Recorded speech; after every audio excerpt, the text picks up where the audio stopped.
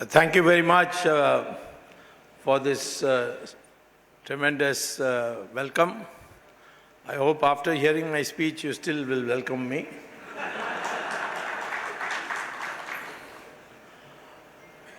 I've been asked to speak on the Indian economy and the facts about the Indian economy as well as the politics underlying it.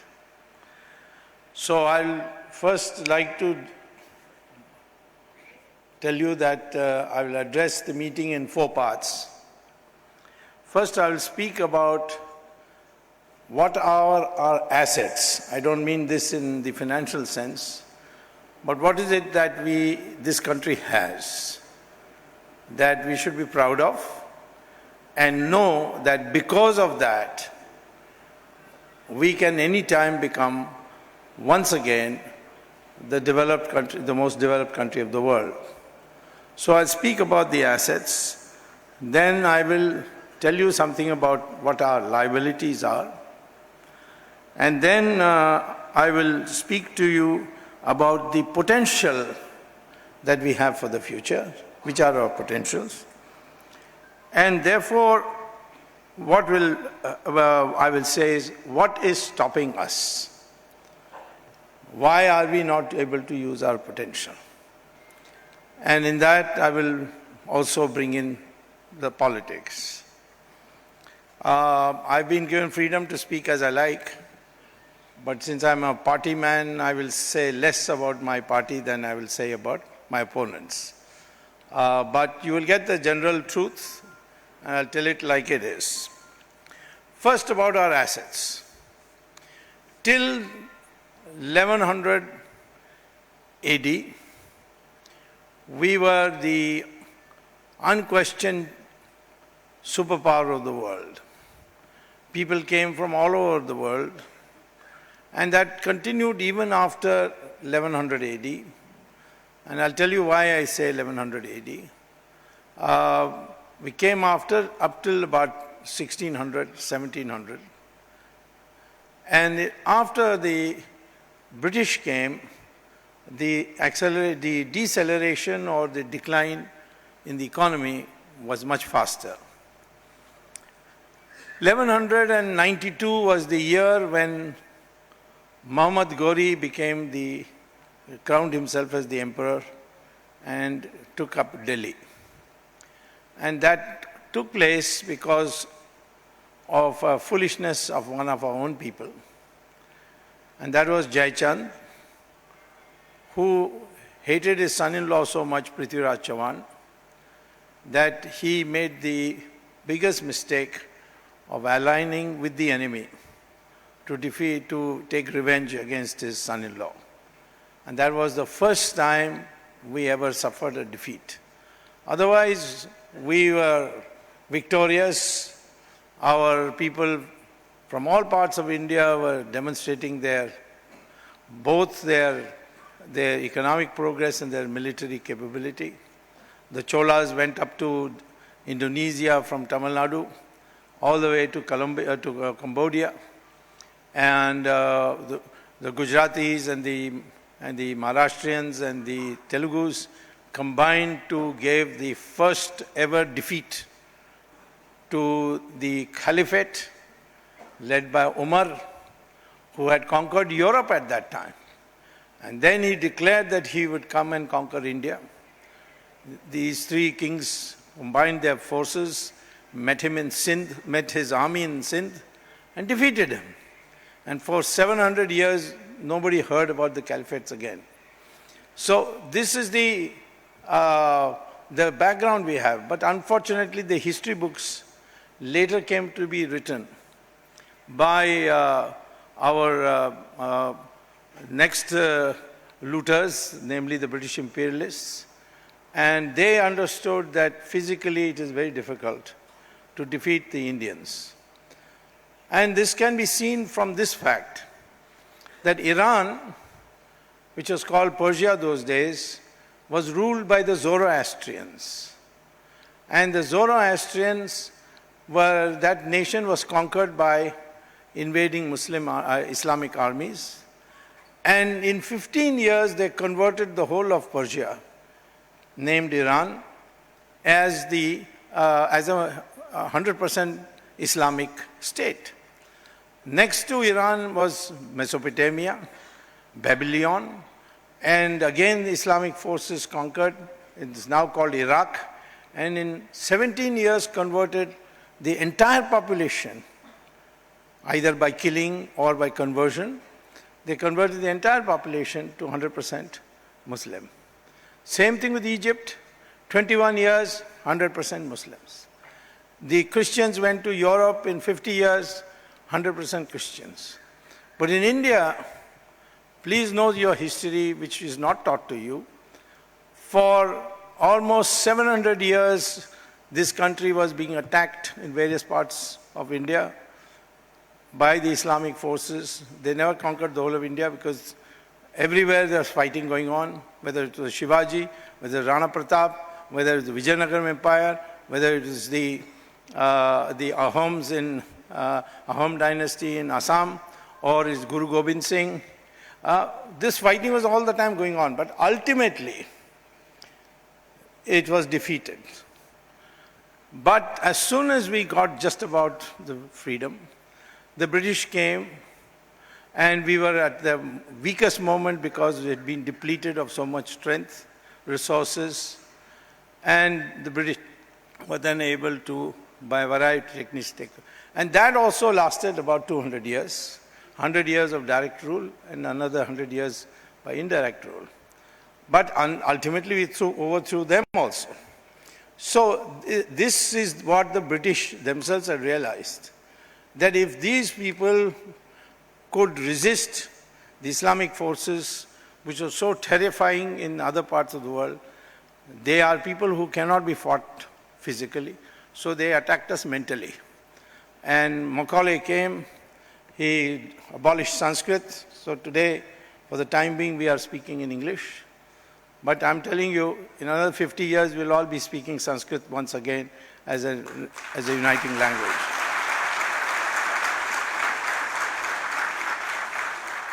Not because of us, but because the Americans have discovered that for artificial intelligence to store knowledge, the most computer-friendly language in the world is Sanskrit, and therefore it will be stored in Sanskrit. It's the language of the future, it's not the language of the past anymore. So anyway, they removed Sanskrit, brought in English. Macaulay said very clearly in his minute to the British Parliament, we must create an Indian whose complexion or is brown and different from us, but he'll dress like us, he'll eat like us, and he will have whatever morals we say he must have. So he wanted to create not a clone, but a person who would be then aware, subject to the wishes of the British people. And he said the day it seems that the Indian people will rise in military, with its military might, even the slightest indication comes, we will leave India. And that's exactly what happened in 1947. In 1945, the British defeated the Germans and became victorious in World War II. Everybody thought now Britain will remain in India for another 100,000 years. But what happened? The British decided suddenly in the middle of 1947 that they will leave India. And the only reason was, for the first time, the British Indian Army, under the influence of the Indian National Army of Subhash Chandra Bose, got infected. And there was rebellion in various parts of India. And they therefore decided time to pack up and leave and hand over power to a person who will not pursue us, and that is Mahatma Gandhi, and for which we all have to be grateful that he was present. Mahatma Gandhi mobilized this country. He made India into, to think again as one India, and he created a massive organization. Unfortunately, he was assassinated, and we could not get his services for at least another 20 years, which you could have got given the state of health he was in. So I would say that this is your legacy. This is your asset. Nobody can put you down. In 1962, the Chinese attacked us, and many years later, in 1977, Morarji Desai asked me whether I could bring about some communication with Chinese and settle this enmity. So when I went to meet the Chinese, and of course I myself speak Chinese, and the Chinese have a wonderful saying, Tian pu pa, ti pu pa, jo pa, yang gui zu hui shou zhong guo hua, which means don't fear the gods, don't fear the devil, but do fear the foreigner who can speak Chinese.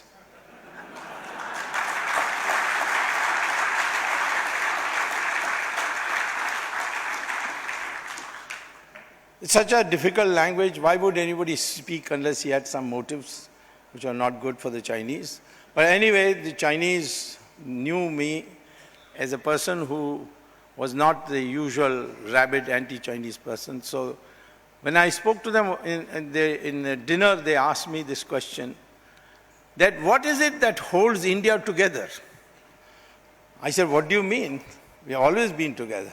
He said, no, when 1962 we were told that once the Indians get a smack, they will break into 20 countries. And this was the view of the Americans, the Russians, and so many others. But we found exactly the opposite happened. The opposite was that Indians joined together, women started taking off their gold bangles and necklaces and putting it in the Defense of India Fund, and India became one. And he said that, in fact, we consolidated your nationhood rather than put it apart. And that has been demonstrated so many times in our country. When in 1975 the state of emergency was declared, and all my colleagues got arrested, I couldn't get arrested because Mrs. Gandhi failed to arrest me. I even turned up in Parliament to make a short speech. Even then she could not get me arrested. But this country kept protesting. When the elections were declared, what did they say? The Westerners say, please, if you can get back their old news tapes.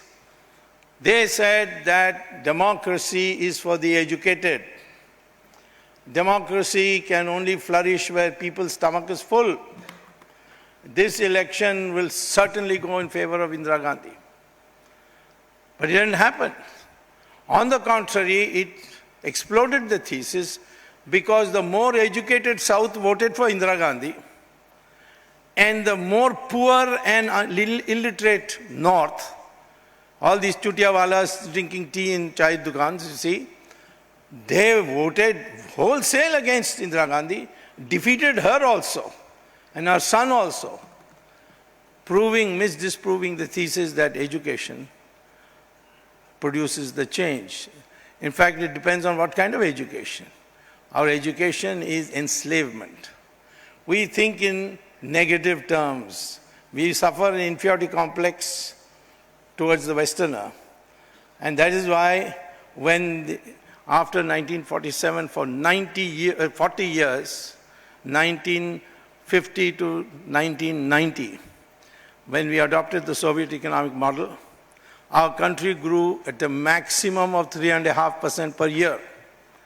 And the communist intellectuals, like Amartya Sen, said, this is the Hindu rate of growth. How can you, by following the Soviet model, have a Hindu rate of growth? But in 1990, change came. I was part of that change. In fact, I produced the blueprints, which later Mr. Narasimha Rao used. And our growth rate went up from 3.5% to almost 9% in 5 years.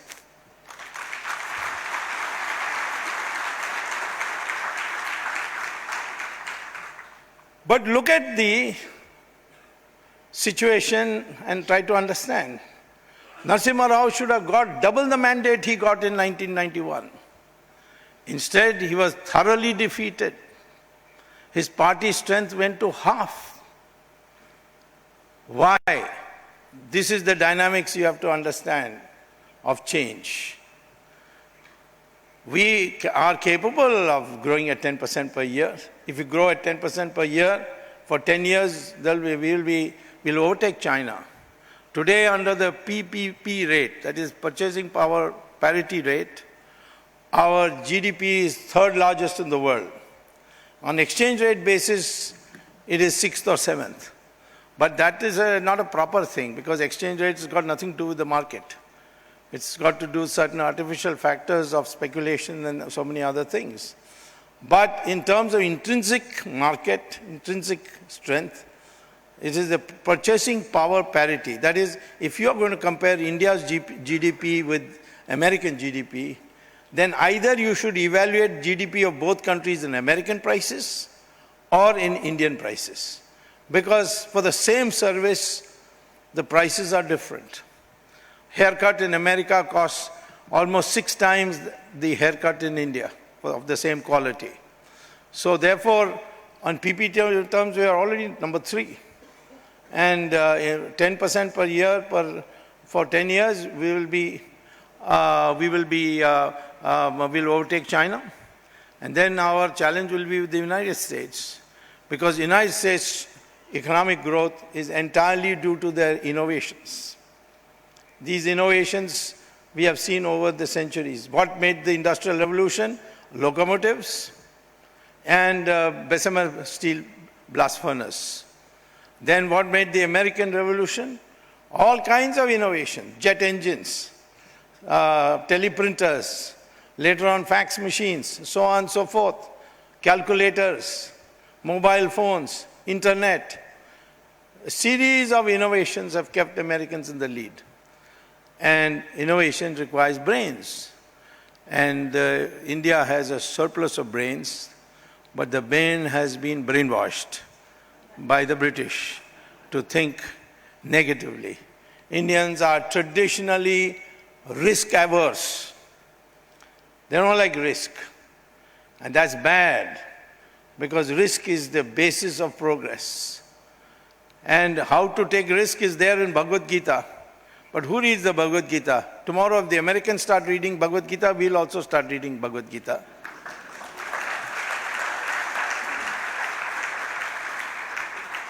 Risk is a sign of your rationality.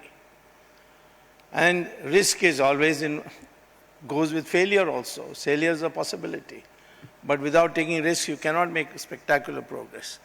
I had occasion to address the students of the Institute of Management in Bangalore, which is supposed to be the best, or maybe second best, or whatever, but it's in the top. And I had dinner with the students, and I asked them, now after you get your degree, what will you do?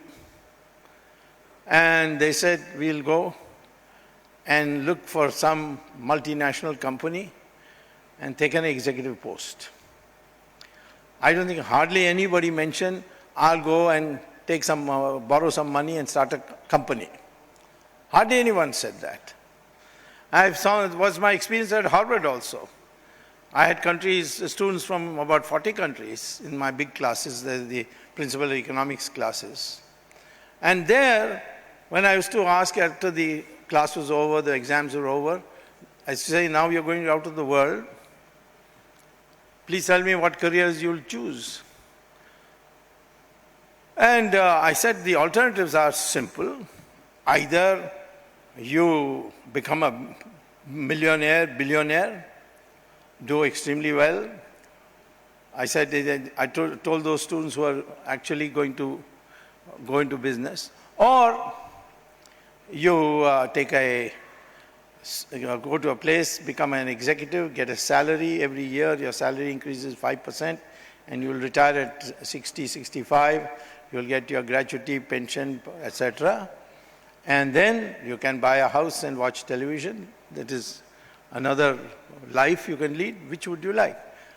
So the American students used to uniformly ask me one question. Please tell us what is the probability of failure. Then we'll give you an answer. I used to give them the example of Microsoft, Bill Gates. I said, look, see, he took the risk, he quit Harvard, didn't take a degree, And he became a billionaire. Of course, he could have been discredited afterwards if he had failed, saying what an idiot he is, left a dropout and so on. But he became a billionaire. So I said this, so the risk, what is the risk of failure?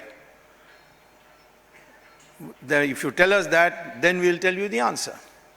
But the Indian students in my class uniformly said, we will like this job in a big company and spend the rest of our life earning and retiring and living, having a nice vacation after that.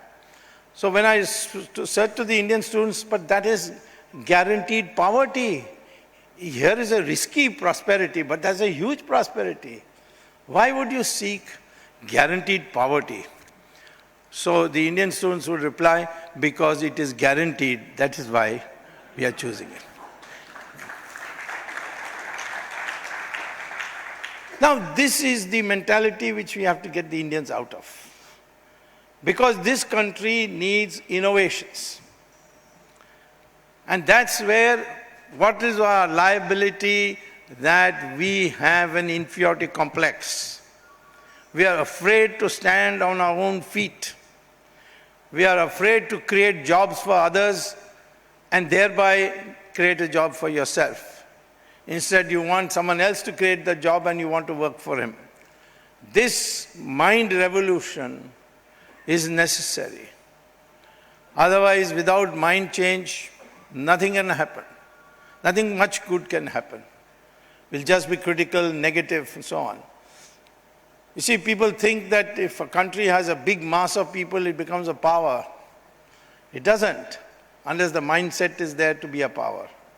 You can have 1,000 goats in one place, and one tiger comes towards them. The majority is with the goats. The tiger is only one. But the mind of the goat is such that upon seeing the tiger, he gets frightened and starts running away. And then, of course, the tiger chases one of them and gets his lunch. That is where the mindset is important. Or take power. In a circus inside a cage, you'll see 5 strong lions and 1 ringmaster. And the ringmaster will order the tigers, climb up. And they'll all climb up on a bench. He'll make them go through a ball of fire. He'll then have them open their mouths. These lions will open their mouths and he'll put his head in each one of them. And the crowds will cheer. Why don't these lions bite his head off? Because they've been brought up from the time they were cubs to obey. And they obey. Even though they got so strong, they've been so well fed, they don't know any other way except to obey. So they obey the ringmaster. And we've seen that in life also. Manmohan Singh sitting in the most powerful chair of India.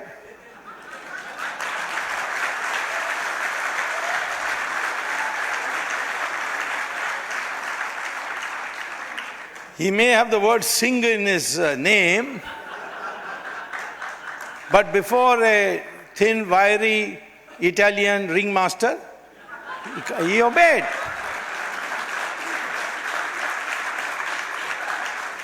He was not an illiterate. He was a PhD in economics. He was a former full professor of economics, a very good friend of mine. But he just didn't have the guts because his mind was made up that way. Even when he sat in the biggest and most powerful chair, he did not.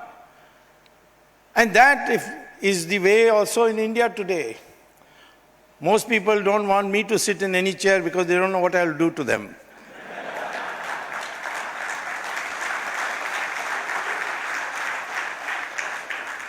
This psychology has to go. You must learn to assert your authority where your national interests are involved. If the Americans tell you you can't buy oil from Iran, you should tell them, go to hell. Or give me oil as cheaply as the Iranians give, at 0 transportation cost, then I will not buy from them. I'll buy from you. But are we doing that? The moment such a request comes from our power, we begin to analyze what to do. There's nothing to analyze. This is the centuries of brainwashing that has happened. And this is why I say we need a renaissance. People misunderstand it, you see. They're saying I'm actually saying Hindu renaissance. This country has been long years. At one stage it was 100% Hindu, today it's 82% Hindu. But there's no question, we have never thought that anybody's religion should matter. We have allowed Parsis, we have gave sanctuary to the Parsis. The Parsis have absolutely no complaint. When the British left India, they asked Parsis, you are such a small country, the Hindus will swallow you. We want to give you reservations like we have given to reservations in parliament and jobs as we have given to Anglo-Indians. And the Parsi community said, for 1,000 years the Hindus have looked after us, we don't need your protection, you go, the Hindus will look after us. The same thing with the Jews. They were persecuted everywhere in the world. One place they were not persecuted was India. When they came here, we built their synagogues. They rose to various places, high places in our army, judiciary, so many places. General Jacob, who liberated Bangladesh, he was a Jew. And all this happened, and when Israel was founded, the first resolution after adopting the constitution was a thank you for India, saying, thank you India, you are the only country in the whole world which didn't persecute the Jews. This is the title we have.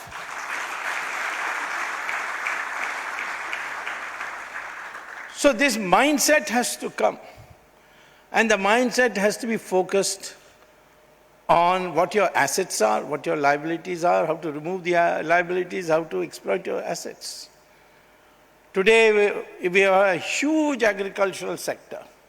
60% of our people are working on it. And it gives you about 20% of your GDP. But this agriculture, despite all the miseries, and why is agriculture a miserable state?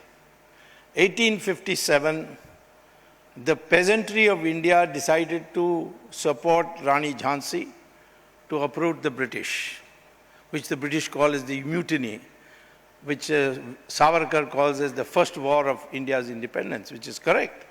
It was the whole, it's not only in North India the revolt was there. In Vellore, in fact Vellore, the revolt started in Tamil Nadu even before it started in North India. So there was a simultaneous national revolt, but one thing was common, the peasantry, the agricultural people, they supported this. They gave money, they gave men. It is then that the British, after they successfully put it down, they decided the back of the agriculture should be broken. And they were never again they should be able to stand in rebellion. So they appointed this Jamindari system, such systems in different variations other places of India. But the Zamindari system was recruit the criminals, give them the power to collect revenue on behalf of the British government. They can collect as much as they like, but they must give a fixed amount, which we designate as a fixed amount, to the British to run their administration here, and the rest they can keep for themselves. And they were empowered. That is, the farmer could not give the revenue, grab his land. If he didn't have any land, grab his brother's land, grab the jewels of his wife. This is the power they had given to the to the Jamindar. And agricultural decline for the first time began after 1857. And by 1947, we became the poorest agriculture in the world. In 1947, we should have not only sought industrialization, but we should have sought the revival of the agriculture. But we adopted the Russian model, the Soviet model, Jawaharlal Nehru's favorite imposition in our country. And that became progressive. The communists started saying, wow, Soviet Union, wonderful place, heaven on earth, no unemployment there, no inflation there, no poverty there. Nobody had seen Soviet Union, but they were saying all this and propagating it. In 1991, I told EMS Nambudripad, our most famous communist of those days, now there is no Soviet Union also. It's broken into 16 countries today. This country has not broken. Yugoslavia into 4, Soviet Union into 16, Indonesia into 2, Pakistan into 2, and very soon into 4. So, but this country has not broken. Everyone predicted this country will break, but it has not broken. It has stayed together, it has grown together. But we have therefore to understand that today, if you want economic growth on a stable basis, know your strength. Agriculture is your strength. Why? Because the yield per acre is amongst the lowest in the world. How is that a strength? That shows how much it can go up. Can it go up? Is the Indian land capable of sustaining it? Of course it is. Look, go to the Indian Agricultural Research Institute where they have experimental plots. How much rice do they grow compared to the rest of the farmers of India? 6 times more. 6 times more they grow on their experimental plot. If it can be grown on experimental plot, why not in the whole of India? Similarly, wheat. Wheat is also 4 times more. Every agricultural crop that is experimented in the Indian Agricultural Research Institute is that way. And with a little help in inputs, not in terms of minimum support prices, which is always subject to corruption and manipulation, but in terms of actively being able to provide them these basics, country will grow. It happened in 1965 when we nearly had a famine.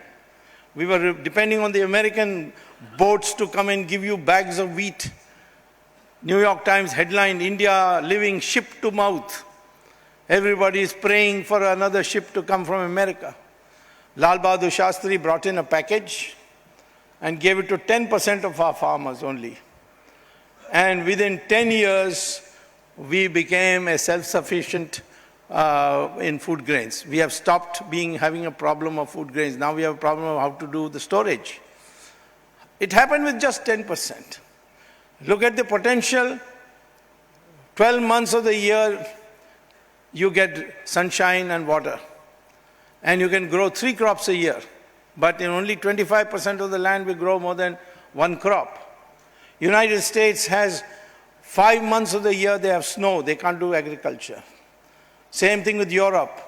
Good parts of China, same thing. But India, you can grow 3 crops.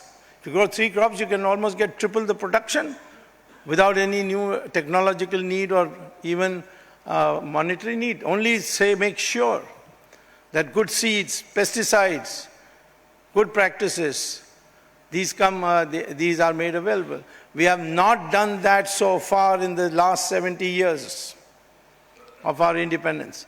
We have treated agriculture as a sick industry, as a sick sector. And this sector which gives you 60% of the employment. So this is a bad priority. It came because of an inferiority complex. We somehow wanted to be known as a great industrial power. And we adopted the Soviet model, which was what? Extract resources from agriculture and use it in industry. It worked in the Soviet Union for some time, because the czars had created an agricultural revolution. And then to extract resources was easy. Here it's bone dry. What can you extract? Should have gone to the mind of Mr. Jawaharlal Nehru. He didn't listen to anybody. There was no one to tell him except Edwina Mountbatten, and she was interested in telling him other things.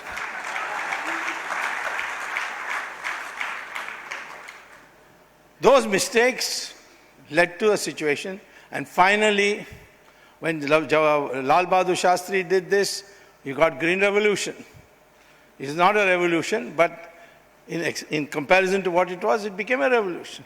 Narasimha Rao, what did he do? He made the market economy the core, gave up socialism, And the vested interest took revenge. And then his party also took revenge against him. Today he is not even remembered.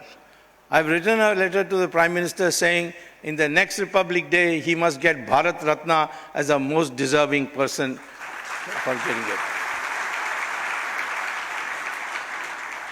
Bharat Ratna was invented to celebrate people who did good things for India. Of course, it was during Jawaharlal Nehru's term that Bharat Ratna was instituted in 1954. And when I became minister in 1990, and 91, 90, of course, Ambedkar got the Bharat Ratna. He also had not got throughout till then. But to my surprise, in 1991, when I was asked and I looked through the files, I found Sardar Patel's name not there as a person who got Bharat Ratna. The man who welded 500 kingdoms and made it India today what we have. Otherwise, you would have had pockmarked India with all Rajas standing on their own. And that person did not get Bharat Ratna. So I looked at the files. First file, Jawaharlal Nehru says, I, Jawaharlal Nehru, Prime Minister of India, hereby award Bharat Ratna to Jawaharlal Nehru, signed Jawaharlal Nehru.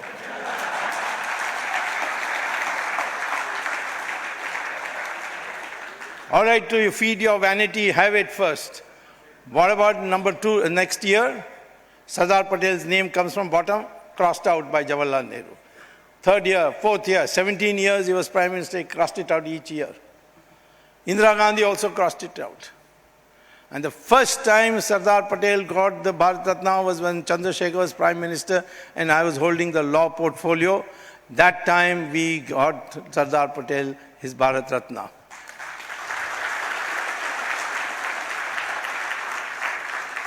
The Congress says we are appropriating Bharat Ratna. You didn't even give him Bharat Ratna. We will not only say that we did it, but we'll say Sardar Patel is one of us because he built India.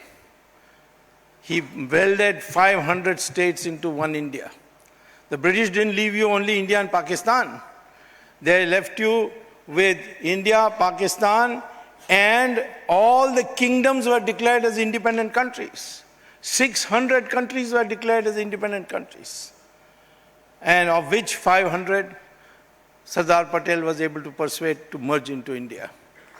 So I think these are some of the things that you have to know, that this is part of the mindset making. Agriculture should be made into a globalized industry. How? Because agricultural prices of our commodities, the prices of our agricultural commodities internationally is the lowest in the world. Take the price of rice. It is 1/6 the price of the Japanese rice, 1/5 the price of the South African rice. Rice anywhere in the world is much more expensive than Indian rice. So therefore, export rice. But we hardly do it. Wheat, 1/4 the price in Europe and America. We don't export it. Milk, 1/6 the price of Europe. And how many cows we've got? 150 million cows. And today the American science says that A2, that is Bos indicus, it's a special breed.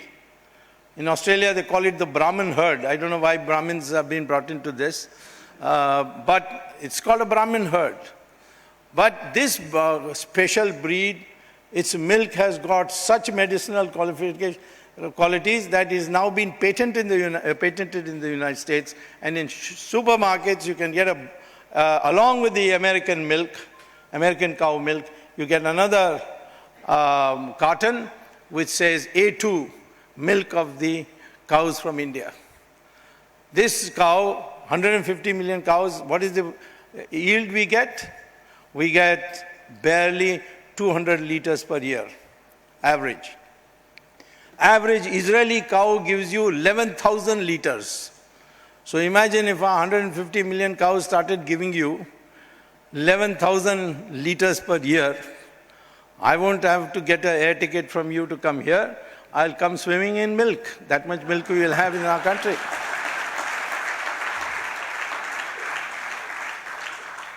So this is the mindset, the potential of India. What is it that we don't have? Today you want electric power, cheap. 60% of the world's thorium is in India, on the sands of Tamil Nadu and Kerala.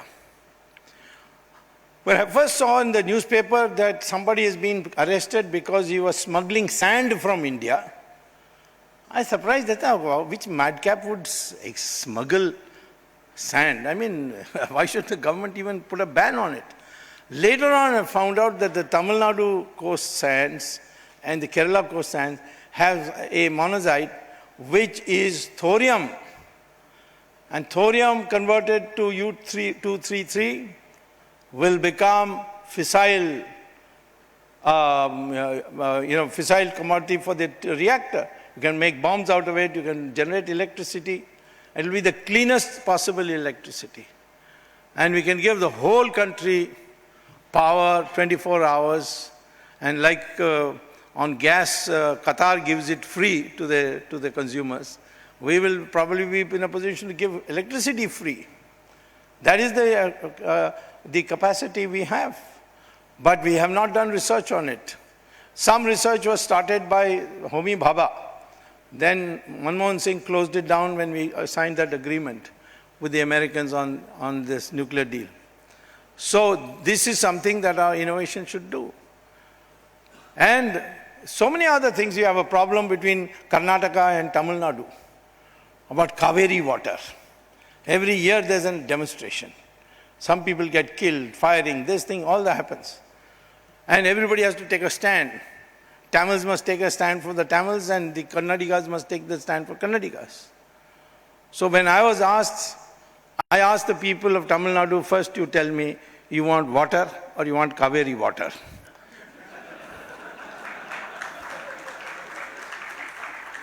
If you want water, we will desalinate seawater and give you 24 hours a day in your tap flowing without any problem.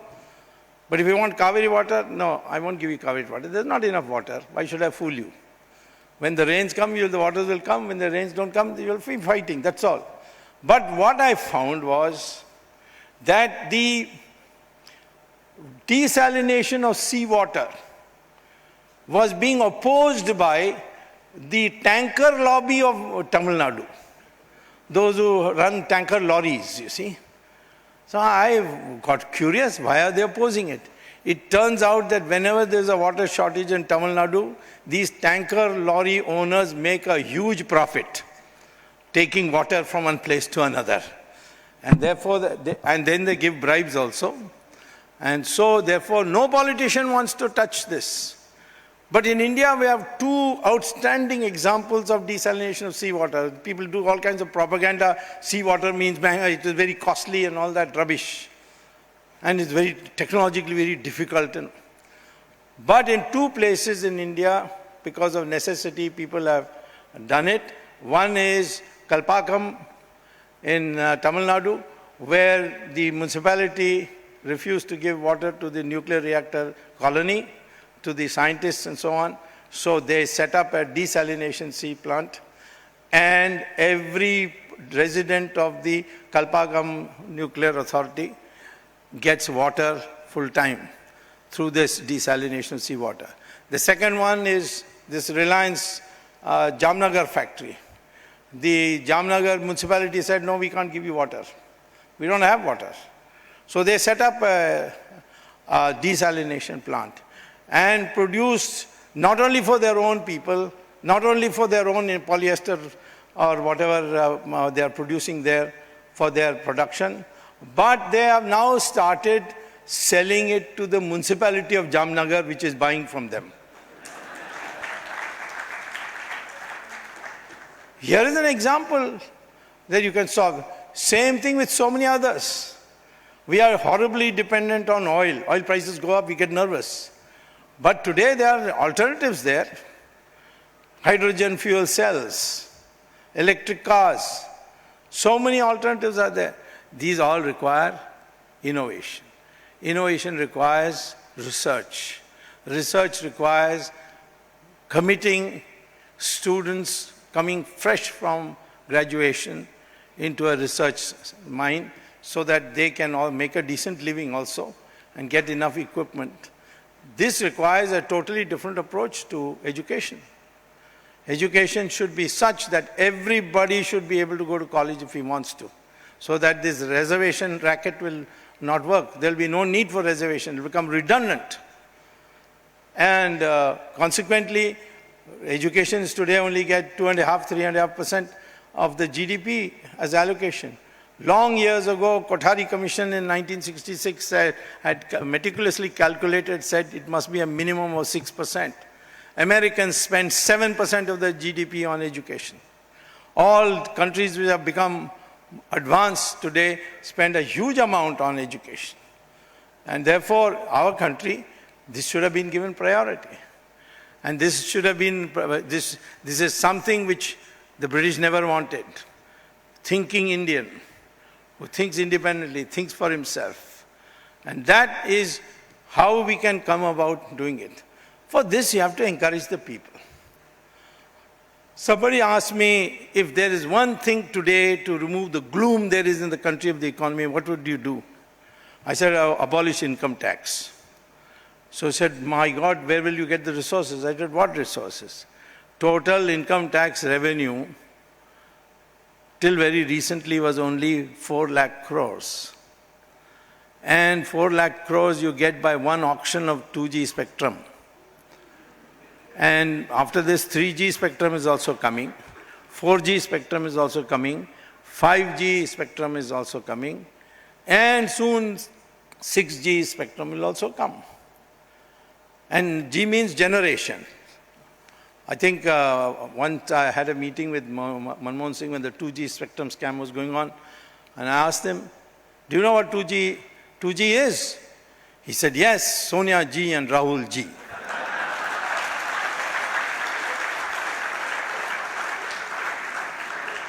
So I said, Manmohan ji, this is not correct. He said, that's all I need to know. Don't try to educate me. Yes, for him to be Prime Minister, all he needed to know is the 2G, Rahul Ji and Sonia Ji. You see. So I am saying that these coal blocks have still not been auctioned properly. The day you auction it, you will get 3 times more than the income tax that you are collecting. 120 lakh crores are in foreign bank accounts in secret banking countries. There are 76 secret banking countries, they are there. Can you bring it back? Of course you can bring it back. The Egyptians have brought back the money of Mubarak. The Libyans have brought back the money of Gaddafi. The Filipinos have brought back the money of Marcos. The Americans, of course, are regularly doing it to all their citizens whom they discover they are getting the money back. There is a procedure which has been laid down by the United Nations Convention of 2005, which you can see in Google. And by that we can bring it back. Why haven't we brought it back? Because our government had entrusted this whole thing to the Finance Ministry, and the Finance Ministry was not interested. Why it was not interested, that's another story, which we will have to have a separate lecture, because I'll have to document what I'm saying. But the fact of the matter is, it can be brought back. Can it be brought back in the next 6 months? Yes, it can be. And are you trying? Of course, I'm putting a lot of pressure on it. After all, I said I'm got Chidambaram charge sheeted. People told me nobody can charge sheet Chidambaram.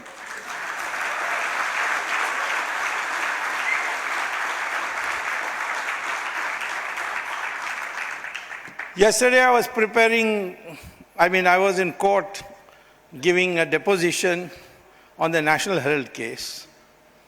And I am sure to win it. That means Sonia Gandhi, Rahul Gandhi, Motilal Vora, Oscar Fernandez, Suman Dubey, Sam Pitroda, all will go to jail.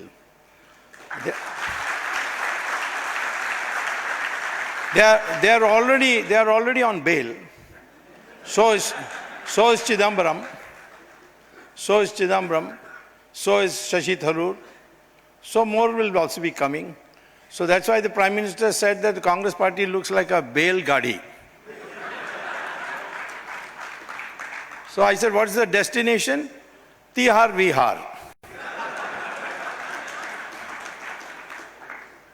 We have to clean up corruption, otherwise you will never become a world power. Why? 5 reasons. With that, I will try to terminate. I've taken a lot of your time. First of all, when there is corruption, you get substandard goods. This is supposed to be our most modern city. How is it that you can't even build roads, potholes everywhere, people dying or falling in potholes? Whoever looks at us from outside thinks we are some kind of barbarian country where people die by falling into potholes. It doesn't happen anywhere else in the world. You mean you can't build good roads in Bombay? We build the best roads in the world. Go to Malaysia, go to Nigeria, go even to Iraq. Even President Bush, after he sent his tanks which landed in Basra and went all the way to Baghdad to capture it, he said, well, it looks like Saddam Hussein had built a lot of good roads. Well, fact of the matter is he didn't build, he just contracted India. And we built the best roads in the world, but we can't build it in India. What is the reason? The reason is corruption. The tender is changed, he puts substandard, the person who gets the illegally or the out of turn the tender, what does he do? He then puts substandard material. One monsoon, it's out, and another tender will be soon coming out. And again, the same thing will go through. Corruption has done this to adulteration of your food stuff.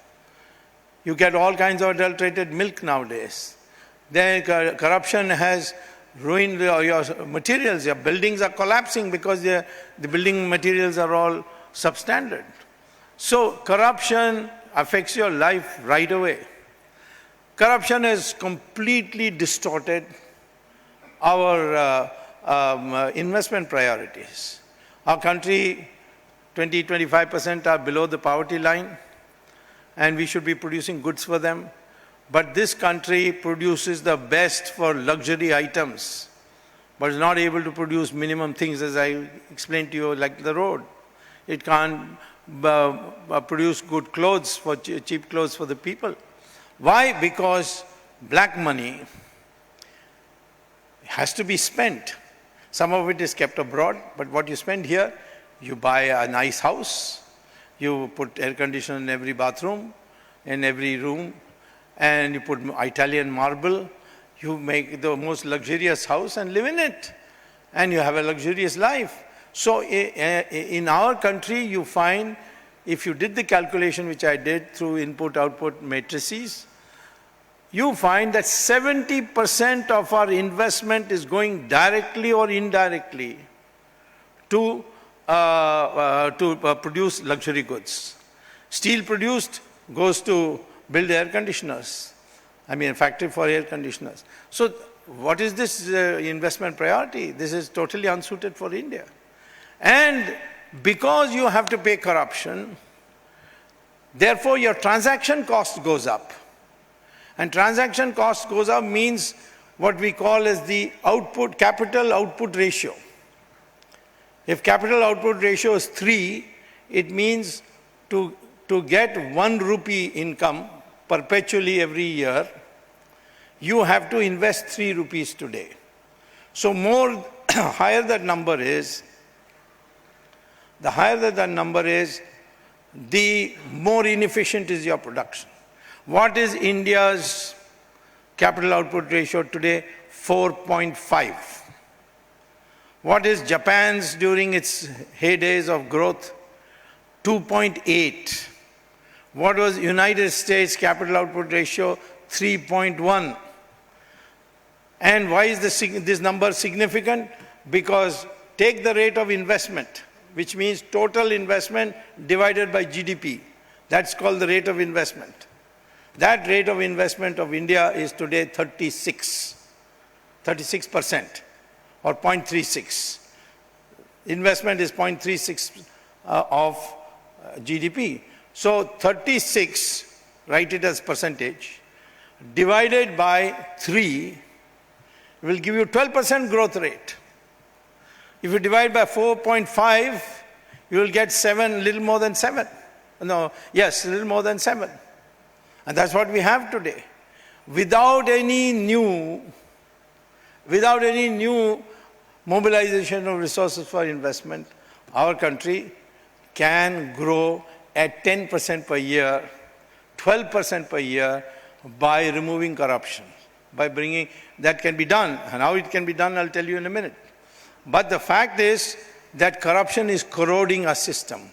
Those who are putting money abroad are doing it through Hawala agents. These Hawala agents, you see, are operating in Dubai, and they cannot operate without telling ISI of Pakistan what transactions they are doing with India. So every minister, high-level official, his Hawala operations is known to Pakistan. Do you think our country's national security is safe if Pakistan knows who's got what bank account, where, and how much? He will publish it tomorrow, your career is over. Why you find all these people cooing about Pakistan, even after they are killing our people on a daily basis? It is because of this fear that you might be exposed. That is the way your national security is being hampered. Every way, corruption is cancer. How to cure it? The best way to cure it, according to me, mathematically determined. I applied the theory of probability and applied it to this, worked out the expected values of bribes, and I said, if the expectation from a bribe is that either you will have the bribe or you will go to jail for it, then the probability of going to jail will be a factor. So if you calculate the expected value in such a way that the punishment is so tremendous that it is not worth taking a bribe, even if it's a small probability of not being caught, of being caught. So how should you go about it? Catch the big people first. Not the policeman, not the clerk, that later. But you won't even have to catch him, because the day he sees the top people are going to jail for corruption, that day will say, if it can happen to them, what will happen to me? And he'll become honest, you won't have to work for it and deploy a police force.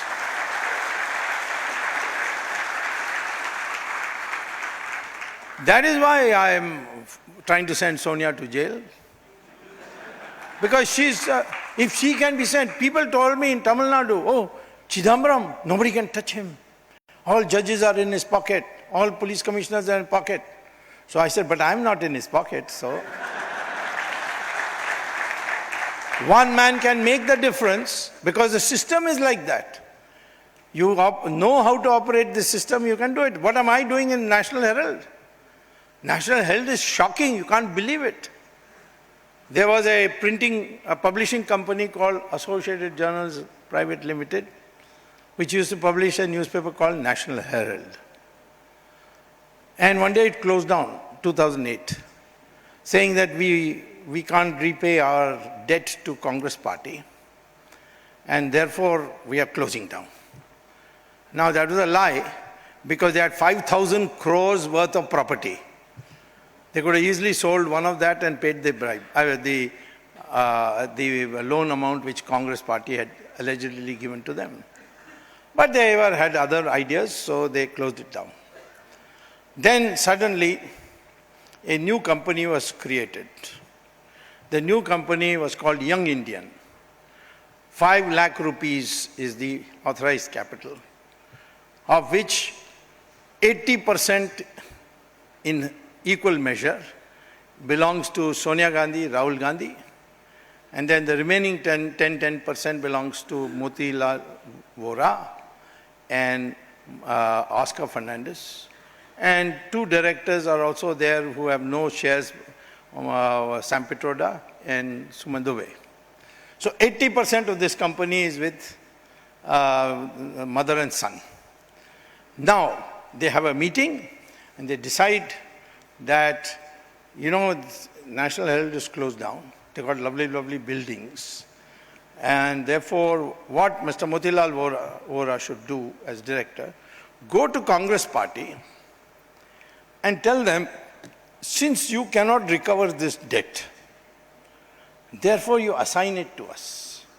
We give you 50 lakhs. Now, how a 5 lakh company can give 50 lakhs, I don't know. I know, I will tell you that later. But so, Motilal Vora goes to Congress party. And there he speaks to the treasurer of the Congress party. And who's the treasurer of the Congress party? Motilal Vora. So Motilal Vora speaks to Motilal Vora and said, you can't recover this. So therefore, give it to us, here's 50 lakhs. So Motilal Vora gives to Motilal Vora the assignment letter. And then Motilal Vora goes to Associated Journals and tells them, listen, you can't pay 90 crores. And the 90 crores has been assigned to us to collect. So we suggest the following, you issue 9 crore shares at 10 rupees each, and we'll write off the debt. So the chairman of the board was very pleased. The Associated Journals chairman is very pleased. He said, okay, I'll get a shareholders meeting and okay. And who's the chairman of the board? Motilal Vora. And the board of directors, who are they? Oscar Fernandez, Suman Dubey, Sam Pitroda, and these 3. They are the majority. So look at how cozy it is. A company of these people, even a Congress party, at that time the president was Sonia Gandhi, vice president was Rahul Gandhi, and Motilal treasurer, and general secretary Oscar Fernandez. So in total conspiracy and collusion, a company with just 5 lakhs is able to get 50 lakhs from a Hawala company in Calcutta, which has entry, it's called an entry company, or something like that. You pay your black money and they'll give you a check. That is their work. They got that check, gave it to him. And this 5 lakh company now becomes a whole, almost the wholly owned subsidiary, it becomes this AJL or Associated Journals Limited. And all the buildings, everything becomes theirs. And what they've done with the buildings, removed all the printing presses, everything, and they have rented it out to Passport Office of the External Affairs Ministry, not during our time, but done during their time. And we are trying to close it, but I'm having a lot of problems, but I'll close it in the end. Otherwise, I'll send the External Affairs Ministry people also to jail for participating in corruption. So, this is the way they have looted the country. Sonia Gandhi has got 11 lakh crores in foreign bank accounts. All the government of India has to do is to follow the United Nations procedure, put out an ordinance saying that all these bank accounts in secret banking countries are henceforth nationalized. And the United Nations will help you get it, as they did for Egypt, as they did for Libya. Why has it been done today so far? Well, I don't want to say anything because it's not fair to criticize somebody who's not well nowadays. So it was not done because the finance ministry didn't want it. But today I'm urging the Prime Minister, please go ahead, otherwise we'll find it difficult to face the public in 2019. So once you remove this and this capital output ratio comes down, you will be growing at 10-12% per year. In 10 years, your poverty will vanish. It will jump down to 3-4%. And there will be full employment. When there will be full employment? When you encourage small and medium industries. Why are you not able to encourage today? Because the interest rates are too high. We had a governor called, of Reserve Bank called Raghuram Rajan. Now the media was so manipulated, you're calling him a great economist. He was not an economist. He was an IIT engineer. Then went to All India Medical, IIM, Indian Institute of Management. And then went to MIT and got a finance degree. Finance is not economics. Economics is a general equilibrium system. Finance is bilateral. And everyone who makes this mistake of not recognizing the distinction gets into trouble. The United States President in 1925 called all economists and said, there's too much unemployment in the country. How do I reduce it? They said, well, according to the laws of economics, demand and supply, lower the wage rate. By talking to the unions, talk to them and get it reduced. And unemployment will go because employment will grow. So President said, yes, sounds logical. So he persuaded the unions to agree to a 10% cut in wages. And found within 1 year, unemployment increased. And he was shocked. He called the economists again and said, what has happened? None of them had a clue. What had happened was that when you cut wages, you cut purchasing power. When you cut purchasing power, you cut demand. When you cut demand, countries on the margin, companies on the margin, they will close down. That will be more unemployment will be created. So there is that problem, that there are so many connections. This is what I call by general equilibrium system. Raghuram Rajan was going on raising interest rates. Why? He wanted the prices to come down. Well, small and medium industries were closing down because the cost of capital was going up. And therefore, unemployment increased. And there was a depression in the economy. And he was saying, no, this is not enough. He was going and raising it. I told the Prime Minister, what he's telling me is like a doctor saying, I couldn't control the temperature of the patient by any other way, so I decided to kill him. At least the temperatures came down. This is the kind of cockeyed economics that these people have been implementing in our country. We have all these problems this way. Demonetization could have been a great success if we had in advance printed 6 times the 100 rupee notes that we have to. Now they are going to about print. But you could have done that. And announced that whatever old notes you have, no questions answered, put it in your own bank account. And government will take 15% of that as our tax. And you can withdraw 20% of that for your cash, in new notes. And the remaining will be in fixed deposits at 2% interest rate for 5 years. This country would have been rid of black money by a big measure by that method. I gave this suggestion to the Prime Minister. He forwarded it to the Finance Minister. And what do you think the Finance Minister did? He said, no, why 15% tax? Let's have a 50% tax. So half will go to government. And of the other half, 20% you can take as cash, 70. Remaining 30% at fixed deposit with no interest rate, 0 interest rate. Who will do it? When the bank officer is ready to give me a 15% discount, why I should pay 50% to the government?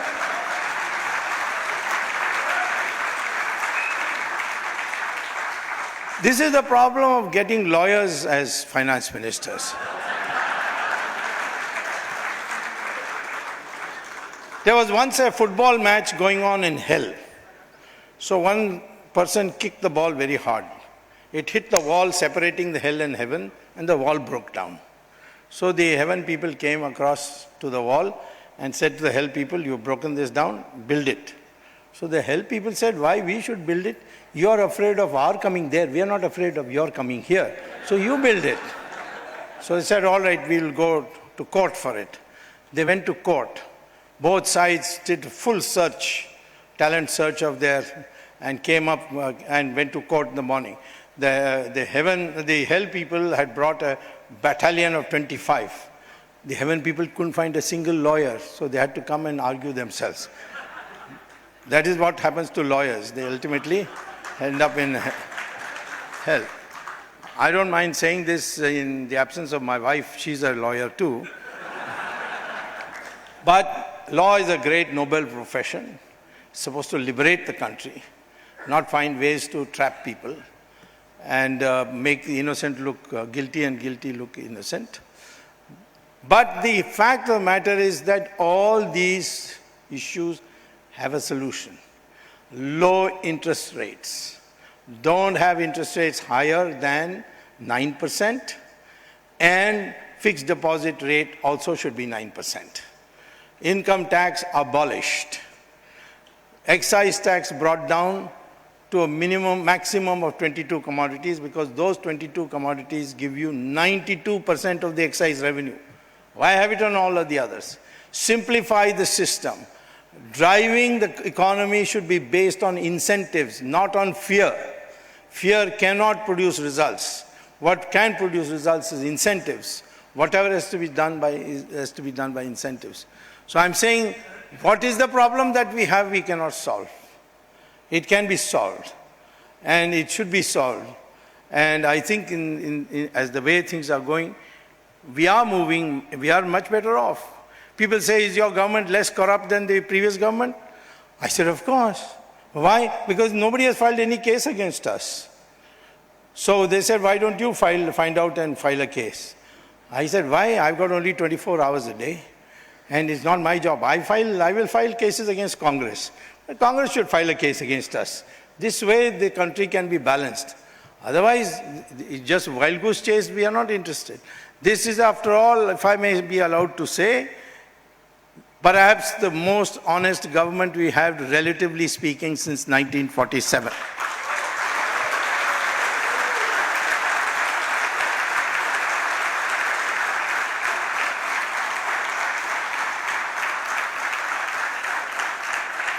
And despite whatever anybody may say, this is the most democratic party I have seen. This doesn't belong to any one family. Anybody can speak out of turn. I speak all the time out of turn. Nobody says anything to me. People come and ask me, don't you think you'll get into trouble? I said, you must be from the Congress party. We have our democratic differences, but we work for the same goal, to make India into a developed country in 10 years. That is what we should strive at. Thank you very much. Sir. You know what? We're going to have an interactive session as well now. I'd request you to please take your seat. All right, ladies and gentlemen. I told Sir when he came in, I said, this is the most power-packed audience on the face of this planet. So I'll tell you how we're going to go about this. You can sit down. You can sit down. You can sit down. Whoever makes the maximum noise and grabs my attention, either by whistling, clapping, or shouting MOBIC, gets to ask a question to Sir. We have a lovely hostesses who are like your sisters, who are going to come to you with a mic. All right? So who is the first person to ask Sir a question? Sir, khade hoke karna padega. Okay, 1, 2, 3. Who's the first one? Okay, that lovely person with the lack of hair, Sir. Sir se sawal पूछिए. How are you, sir? Good morning. अरे सुनो यार, mic पहुंचा दो. आइए, दौड़िए sir, दौड़िए. All right, round of applause for the first question of the day. Good morning, sir. Yeah. My question to you is, you have elaborated a lot of things in your speech, how to grow India and make it a developed country. You are being a part of BJP, yes, but still we are not able to follow the procedures in process to make it a good country the way you have suggested. So what is dragging us back? You see, either you should have economic advisors who have the guts to tell you the truth, or you should have political people who don't threaten the opposition. Now we are falling between two stools. Our economic advisors from Niti Aayog and this and that, they are all boneless wonders. they are almost become propagandists for our government. That is not good. I cannot be an advisor because there's always a lurking fear. What googly is this man going to bowl us and get us out of power and sit in their place? So, therefore, at this moment, there is no process.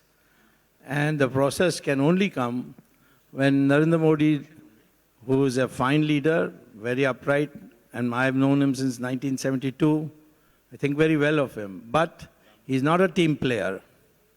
He has no team. And therefore, much happens on the basis of who tells him what and what he gives out. I hope in 2019 he will change his style and become a team player. And have people who disagree with him also politically, but who have public popularity. And I will be very frank with you today, all polls that have been privately been consulted show that I stand as the second most popular person in the party, but I don't get consulted on anything at all. I have personal relationship, through that I make it known. So whatever I do outside the party system, and that is one of the weaknesses that we have, which we need to correct. Sir, a brotherly note has come to you, all right, for someone who's very close to you in the audience. All right, next question to sir. Who's that going to be? I can't hear you. Sir, the person the furthest. Good morning, sir. How are you, sir? What's your name, sir? Loud se boliye. अरे mic के बिना भी बोल सकते हैं sir, कोई tension नहीं sir. Power comes from within, sir. Good morning, sir. This is Vikash by this side. Yes. I just wanted your opinion or rather your views. You spoke a lot on this taxation thing. Yes. But when is this tax terrorism going to be ending in this country? Well, you make me finance minister next day. So when you're, so the next question would be, when will you be the finance minister? Well, I can be finance minister if I threaten Modi that if he doesn't make me, I'll unseat him. But I am in no mood to do that because I like him, so I want him to continue. So this is better to like 130 crore people of India than one person. Please do that. What? अरे sir सुनाई नहीं दे रहा sir, वो mic पहुंचाओ ना sir, इतना जावा सफाई है वो. Just to ask you one more on that, sir, we belong to a capital market industry. And last year, this long-term capital gain tax came into existence for us. Whether it is going to make any significant difference to government's coffer or not is a subjective matter. That's right. But then, at the same time, people from bureaucracy coming and saying it that this is one industry which does not require any brain or any effort to make that capital gain. I mean, how should that be taken? Well, we have a lot of lunatics in the bureaucracy in the Ministry of Finance. And some of them are going to go to jail very soon, then you'll get relief. And I'm serious of that. Thank you, sir. All right, next question, please. I can't hear you. अरे sir आवाज ही नहीं आ रही है यार. अरे ये जो gentleman खड़े हुए हैं सर, आपकी एंथुसियाज्म दिखती है वहां पे. गुड मॉर्निंग सर, क्या नाम है आपका? Thank you. I am Rajesh Agarwal. Yes. I'll just define Swamy sir as smart, witty, absolutely marvelous youth icon. How do you define India? India is a country full of magnificent diversities, but it is united in its soul. It is heterogeneous in its ideas, and it is a country with a heart which has always welcomed genuine refugees and looked after them, and it is a fierce fighter which will fight forever anyone who tries to conquer us. Sir, he called you a youth icon. Yes. I think you are youth, sir. All right. The reason is I give tension to others. I don't keep any with myself. Well, I must tell you, sir, you look very light, yaar. You always look light. All right, Ramdev, sir, good morning. कैसे हैं आप? I must tell you, I've got to catch a flight to go back. Sir, last two questions, sir. Yes. Satyama, okay, last two. Good morning, sir, and thanks for coming here. My question to you is, what do you think of this current mess of public sector banks? And what's your good idea of how do you resolve? It's a big problem. Well, the real problem arose because the money was taken on influence. And we have to make sure that we don't sort of kill the whole industry or the whole system because some people have been able to manipulate and get what they want and then not pay. Some of these laws that we have brought in are now going to take effect very soon. And I'm sure that the confiscation that we'll carry on, and also the fact that we are prosecuting these people, we are not letting anybody go, that will change the climate. Loans have to be given, and I believe they should be given at a much lower rate of interest. Half the NPA problem will be solved if we reduce the interest rate, and it should not be, the prime lending rate should not be less than, more than 9%. In that case, our countries in the future, it can be done. No bank is going to collapse because the state can always recapitalize it. In fact, the banking system in China is 10 times worse than ours. But the government there has made a decision that we will not let any bank, any of the 4 public sector banks that they have, collapse. So the same way we have made, and I think we should stick with it, that no bank will be allowed to collapse. No depositors would lose their money, but we will recover from those who have brought the banking system to this level by confiscating their properties and auctioning them. All right, we've got the last question coming up. Yes, sir. Sir, so this is not to do with economics or politics, but you are my idol for one thing, which is about talking straight. Okay. And I hope that someday... That's not a very smart thing to do, but I'm doing it. No, but why I said you are my idol in terms of talking straight is because it helps you lead a better life. I mean, most of us don't talk straight with our mother even. Yeah. So, what is it about you, or what do you think? What do you attribute this ability to, whereby you can? I mean, like I said, we don't talk straight with our family. Yeah. You talk straight with 125 crore people. Yeah. What is it about you which gives you that ability and strength? I love that question. Point blank. That was straight talking as well. Well, it's not everything that I speak out. If I see an ugly woman, I don't tell her, I say, how come you are so ugly? That's not... my job is in the public domain to speak the truth. Why? Because I have this faith that this country's theology, this country's culture has been based on this slogan, Satyamev Jayate. And therefore, those truths which are personal, we may keep to ourselves, we may not show our like or dislike for somebody. But where a social effect takes place, or the country at large is affected by truth and falsehood, there, if you speak, you earn sufficient punya to protect you. And so far, I've been all protected throughout.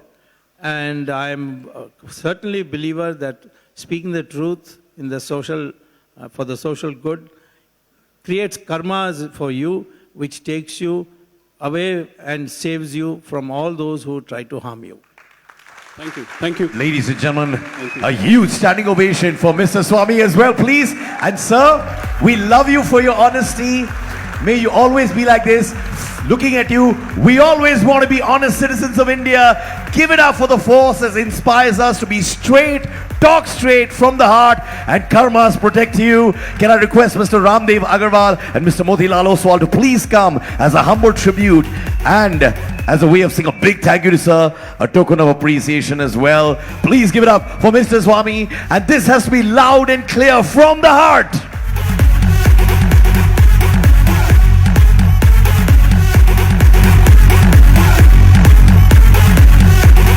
I like this.